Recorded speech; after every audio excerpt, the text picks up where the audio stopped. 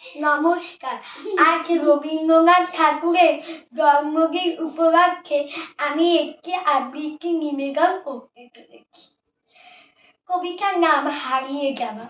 লিখেছেন কবি রবীন্দ্রনাথ ঠাকুর। ছোট্ট আমার মেয়ে সঙ্গীতে গান শুনতে পেয়ে সিঁড়ি গিয়ে নিচের তলায় যাচ্ছিল ফেলে দিয়ে। অন্ধকারে ভয়ে ভয়ে থেমে থেমে হাতে ছিল প্রদীপ খানি, আর কেউ যে আড়াল করে চলছিল সাবধানে। আমি ছিলাম ছাদে তারায় ভরা চৈত্র মাসের রাতে, হঠাৎ মেয়ের কান্না শুনে উঠি, দেখতে গেলাম ছুটে। সিঁড়ির মুখে ঝেঁকে ঝেঁকে প্রদীপটা তার নিভে গেছে বাতাসেতে। সুধাই তারে, কি হয়েছে মামি?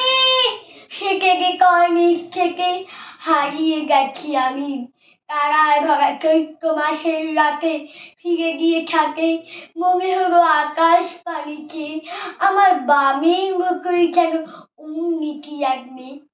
নীলাম্বরের আঁচল খানি ছিঁড়ে দীপ্তি কাঠি বাঁচিয়ে একা চলছে ধীরে ধীরে।